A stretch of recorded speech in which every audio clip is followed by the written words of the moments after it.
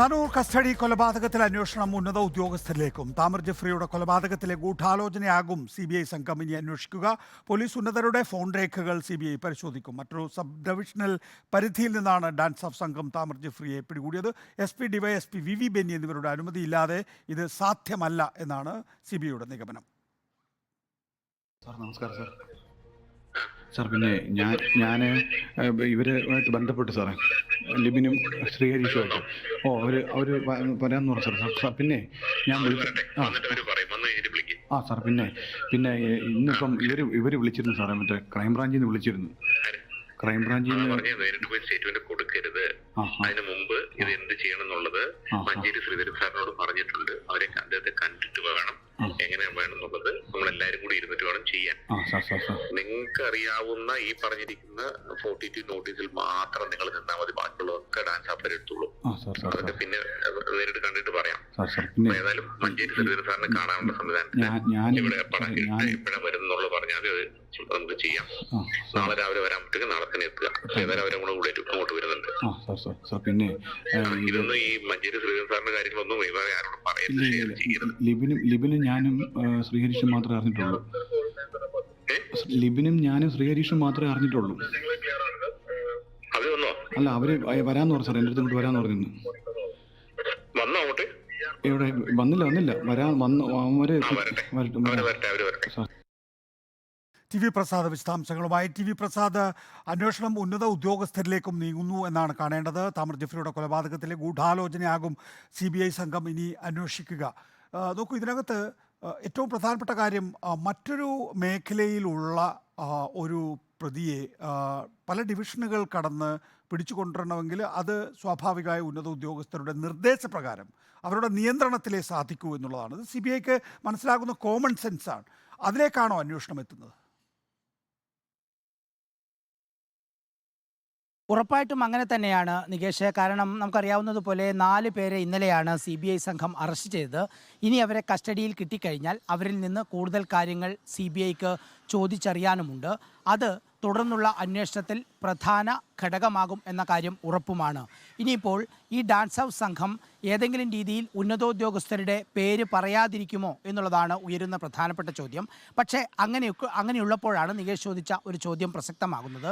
അതായത് താനൂരിലെ police ക്വാർട്ടേഴ്സിൽ കൊണ്ടുവന്നാണ് Thamir ജഫ്രിയെ അതിഭീകരമായി dance house സംഘം മർദ്ദിക്കുന്നത്.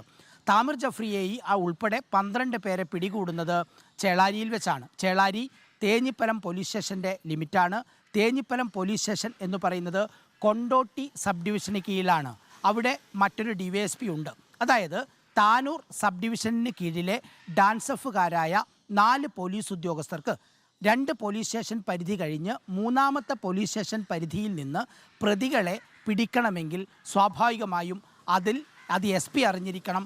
സ്വാഭാവികമായും DYSP എന്ന നിലയിൽ VV ബെന്നിയും അറിഞ്ഞിരിക്കണം എന്നുള്ളതാണ് ഇതിലൊരു പ്രധാനപ്പെട്ട കാര്യം. അങ്ങനെയുള്ളപ്പോഴാണ് നമ്മൾ അല്പസമയം മുമ്പ് സംപ്രേഷണം ചെയ്ത ആ VV ബെന്നിയുടെ ശബ്ദ സംഭാഷണം ഏറെ പ്രസക്തമാവുകയും ചെയ്യുന്നത്. ഇത് നമ്മൾ നേരത്തെ SIയുടെ വെളിപ്പെടുത്തലിന് പിന്നാലെ സംപ്രേഷണം ചെയ്ത ശബ്ദ സംഭാഷണം തന്നെയാണ്. അതിൽ ഇപ്പോഴുള്ള പ്രസക്തി എന്ന് പറയുന്നത് സ്വാഭാവികമായും നമ്മൾ നേരത്തെ പറഞ്ഞതുപോലെ ഇനി CBIയുടെ അന്വേഷണം ഇതിൻ്റെ ഗൂഢാലോചനയിലേക്കാണ് കടക്കേണ്ടത്.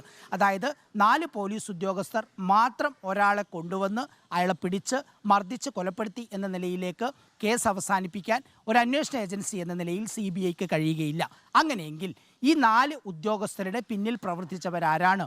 മലപ്പുറം SP സുജിത് ദാസ്, അതുപോലെ താനൂർ DYSP VV ബെന്നി, അവിടുത്തെ CVI ആയ ജീവൻ ജോർജ്, അവിടെ SHO ആയിരുന്ന ഷെഹൻഷാ.